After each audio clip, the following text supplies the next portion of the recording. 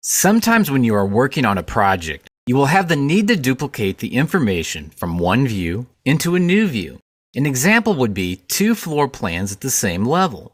To create this duplicate, move your cursor over to the project browser, expand out floor plans, then select on Level 1. Right-click on Level 1, highlight Duplicate View, then select Duplicate with Detailing. Duplicate with Detailing creates an exact copy of that view, much like if you had a piece of paper and you put it through a copy machine. So select on Duplicate with Detailing, and now we can see we have a new duplicate view underneath the project browser, and it's called Level 1 Copy 1.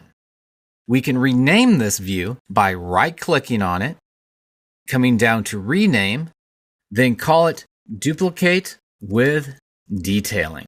Then click on OK.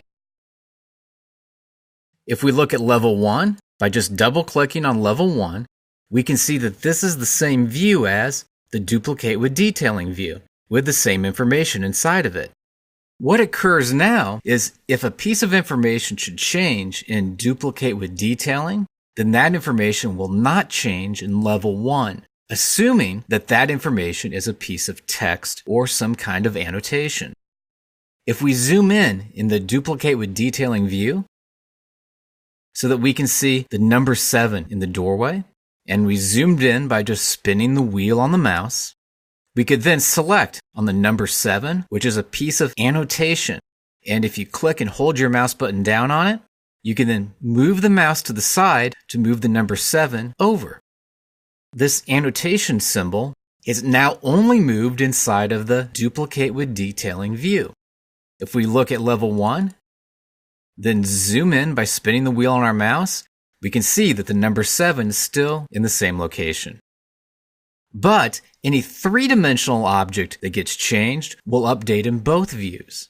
If we zoom out by spinning the wheel on the mouse, then zoom in on this wall between the two bathrooms, we can then select on this wall, then click this arrow right here, and those double arrows have now moved that bathroom wall over to the other side.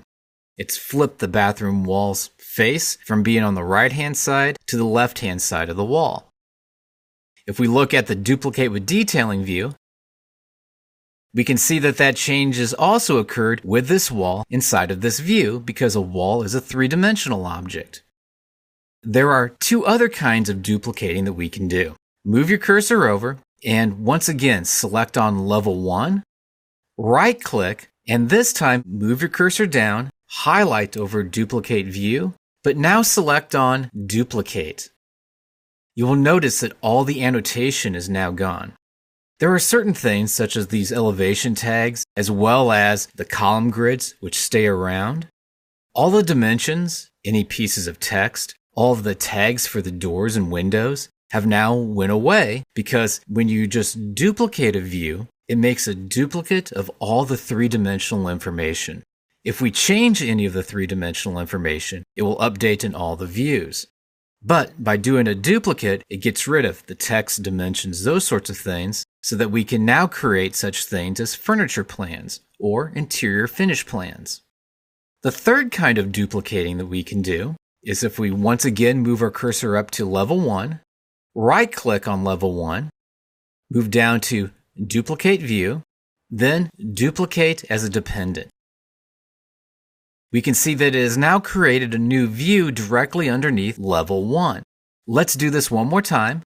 So once again, right-click on Level 1, Duplicate View, and Duplicate as a Dependent. What dependent views allow you to do is make a change inside of the main view, and then that change will show up in both of the views that have been duplicated.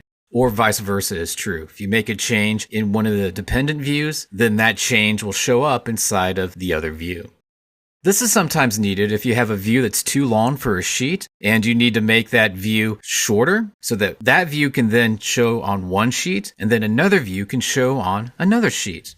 An example of this would be if we right-click on either one of these dependent views, go down the Rename, then call this Left, click on OK, rename the other one by right-clicking on its title, going to Rename, typing in Right, we now have a left-hand view and a right-hand view. If we zoom out with this view, making sure that left is currently selected, we can now select on this box that goes around the view. This is called the crop region. Then click on this dot and pull it in. Now we just have the building on the left-hand side. If we click on this dot here, we can further crop it in. If we double click on right, we can see that we have the view that has all the information in it. Once again, select on that box, grab onto that dot, pull it over. You can pull it over again. Now we have the other building over on the right-hand side, and that could be on the right-hand sheet.